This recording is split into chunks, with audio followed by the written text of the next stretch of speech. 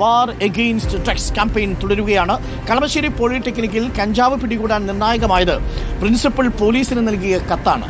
ക്യാമ്പസിൽ ലഹരി ഇടപാട് നടക്കുമെന്ന് സൂചന നൽകി പ്രിൻസിപ്പൽ 12-ാം തീയതി പോലീസിന് കത്ത് നൽകിയിരുന്നു. പോലീസിന് കത്ത് നൽകിയിരുന്നതിനെ തുടർന്നാണ് വളരെ ആസൂത്രിതമായി പോലീസ് സംഘം ഹോസ്റ്റലിലെത്തി പരിശോധന നടത്തിയത്. ലഹരിക്കായി പണപ്പിരിവ് നടത്തുന്നുവെന്ന കാര്യവും കത്തിൽ പരാമർശിച്ചിരുന്നു. ഇതിന്റെ പശ്ചാത്തലത്തിലാണ് ക്യാമ്പസിൽ പോലീസ് റെയ്ഡ് നടത്തിയത്. വിവരങ്ങളുമായി അഞ്ജലി ശ്രീജിതാരാജ് ചേരുന്നു.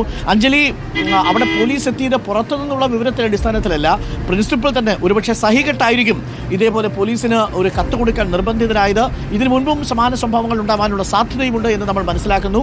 അപ്പോൾ പ്രിൻസിപ്പൽ ഇന്നലെ വിശദീകരിക്കുന്ന സമയത്ത് ഇക്കാര്യം പറഞ്ഞില്ലെങ്കിലും നമ്മൾ മനസ്സിലാക്കുന്നതനുസരിച്ച് കോളേജിനുള്ളിൽ പ്രിൻസിപ്പൽ നൽകിയ വിവരത്തിന്റെ അടിസ്ഥാനത്തിലാണ് പോലീസ് റെയ്ഡ് നടത്തിയത് എന്നാണ്, അല്ലേ?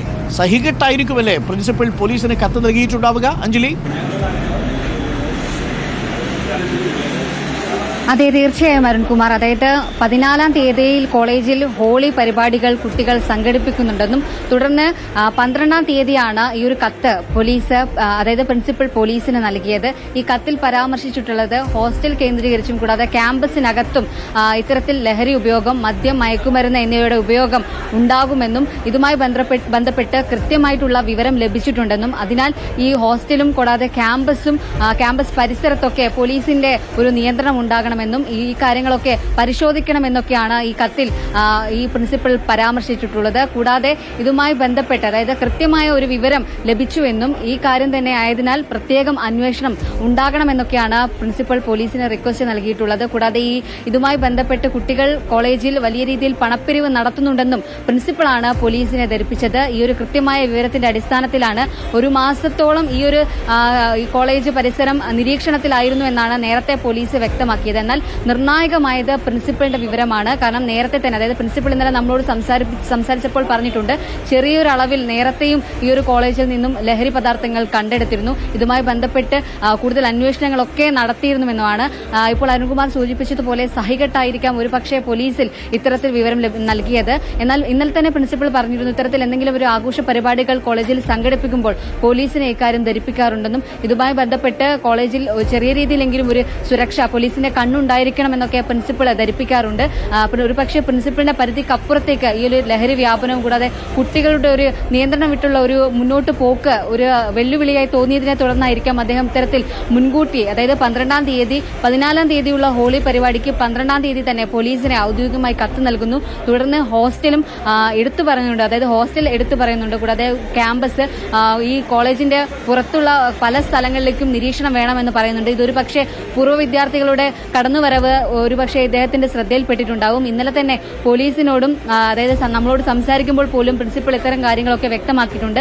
കോളേജ് ഏകദേശം ഒരു 50 ഏക്കറോളം ഉള്ള സ്ഥലത്താണ് ഈ ക്യാമ്പസ് സ്ഥിതി ചെയ്യുന്നത്. അതിനാൽ തന്നെ ഈ ഒരു പരിധിയുണ്ട്, അതായത് കോളേജ് അധികൃതർക്ക് ഒരു പരിധിയുണ്ട്. അതായത് ഇതിന് പുറത്തേക്കും കൂടാതെ ഈ ഒരു വലിയൊരു ക്യാമ്പസിനുള്ളിൽ എവിടെയൊക്കെ, അതായത് ആരൊക്കെയാണ് പൂർവ്വ വിദ്യാർത്ഥികൾ എന്നൊക്കെ ഒരു പക്ഷേ ഐഡന്റിഫൈ ചെയ്യാൻ ഈ ഒരു പ്രിൻസിപ്പലിനും കൂടാതെ പോലീസ് അധ്യാപകർക്കുമൊക്കെ പരിമിതി ഉള്ളതിനാൽ തന്നെയാണ് അദ്ദേഹം ഇത്തരത്തിൽ മുൻകൂട്ടി ഒരു കത്ത് നൽകിയത്. അതിന്റെ അടിസ്ഥാനത്തിലാണ് പോലീസ് ഇത്തരത്തിൽ അവിടെ വലിയൊരു റെയ്ഡ് നടത്തിയത്. പ്രിൻസിപ്പലിനോട് തന്നെ, അതായത് നേരത്തെ തന്നെ പ്രിൻസിപ്പലിന് ഇത്തരത്തിൽ ഒരു പരിശോധന ഉണ്ടാകുമെന്നുള്ളൊരു സൂചന പോലീസ് നൽകിയിരുന്നു. എന്നാൽ വലിയ രീതി, അതായത് അപ്രത്യക്ഷമായൊരു റെയ്ഡായിരുന്നു എന്നാണ് പ്രിൻസിപ്പൾ വ്യക്തമാക്കിയത്. കാരണം ഇങ്ങനെ ഒരു റെയ്ഡ് ഉണ്ടാകും, ഇത്തരത്തിൽ ഒരു 2 കിലോ കഞ്ചാവ് കോളേജിൽ നിന്ന് പിടിച്ചെടുക്കാൻ കഴിയുമെന്ന് അദ്ദേഹം ഒരിക്കലും കരുതിയില്ലെന്നാണ് ഇന്നലെ നമുക്ക് അദ്ദേഹത്തോട് സംസാരിച്ചപ്പോൾ മനസ്സിലായത്.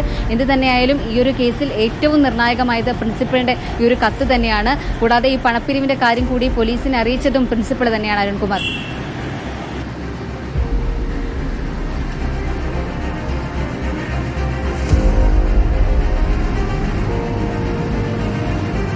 Okay, thank you. അഞ്ജലി ശ്രീധരാജാണ് വിവരങ്ങൾ നൽകിയത്. ഒരു പ്രേക്ഷകന്റെ മെസ്സേജ്, അനുഗ്രഹ പി രഞ്ജിത്ത്, ഇനി അദ്ദേഹത്തെ ഇവന്മാരെ വെറുതെ വെച്ചേക്കുമോ? ചോദ്യം ചെറുതല്ല കേട്ടോ. എന്തായാലും ആ പ്രിൻസിപ്പളിനൊരു സല്യൂട്ട് കൊടുത്തേ പറ്റൂ. ഇന്നലെ പ്രിൻസിപ്പൾ പ്രതികരിക്കുന്നത് കണ്ടപ്പോൾ ചില വൈരുദ്ധ്യങ്ങളൊക്കെ തോന്നി. പക്ഷേ ആ പ്രിൻസിപ്പൾ തന്നെയാണ് ഈ കാര്യം പോലീസിനെ അറിയിച്ചിരുന്നത്. ഇത്തരത്തിലുള്ള പ്രിൻസിപ്പൾമാർ സഹികെട്ടായിരിക്കുമല്ലേ അറിയിച്ചിട്ടുണ്ടാവുക. ഇതിന് മുമ്പൊക്കെ ഇതേപോലെ ഉപയോഗിക്കുന്ന കാര്യമൊക്കെ അറിഞ്ഞിട്ടുണ്ടെങ്കിലും ഇവന്മാരെയൊക്കെ പേടിച്ചായിരിക്കും ഈ പലപ്പോഴും പ്രതികരിക്കാൻ കഴിയാതെ വരുന്ന സാഹചര്യം ഉണ്ടായത്. പക്ഷേ എന്തായാലും പ്രിൻസിപ്പൾ എടുത്ത നിലപാട് സ്വാഗതാർഹമാണ്. അത് പുറം ലോകത്തെ അറിയിച്ചതുകൊണ്ട് മാത്രം, പോലീസിനെ അറിയിച്ചതുകൊണ്ട് മാത്രം ചുരുങ്ങിയ പക്ഷം ഈ 2 കിലോ കഞ്ചാവിൽ നിന്നെങ്കിലും ആ കോളേജിലെ പിള്ളേർ തൽക്കാലത്തേക്ക് രക്ഷപ്പെട്ടു. ഇതല്ലെങ്കിൽ ഇന്നലെ ഒരു ദിവസം മുഴുവൻ ആ കോളേജിലെ വിദ്യാർത്ഥികൾ അത് പുകച്ച് തീർത്തേനെ അല്ലേ? ഒന്ന് ആലോചിച്ച് നോക്കൂ, എത്രമാത്രം അപകടകരമായ ഒരു സാഹചര്യമാണ് അത് എന്നുള്ളതാണ് നമ്മൾ മനസ്സിലാക്കുന്നത്. അപ്പോൾ എന്തായാലും ആ പ്രിൻസിപ്പളിന് സംരക്ഷണം കൊടുക്കണം എന്നുള്ളതാണ്. മറ്റ് കോളേജുകളിലെ പ്രിൻസിപ്പൽമാർക്കും ഇതൊരു മാതൃകയാണ് എന്നുകൂടി ഈ ഘട്ടത്തിൽ നമ്മളത് പറയുന്നു. രാജൻ തെക്കേക്കര പറയുന്നു പ്രിൻസിപ്പളിൻ്റെ കാര്യം പോക്ക് തന്നെ, സംരക്ഷണം കൊടുക്കണം എന്ന് പറയുന്നുണ്ട് രാജൻ തെക്കേക്കര.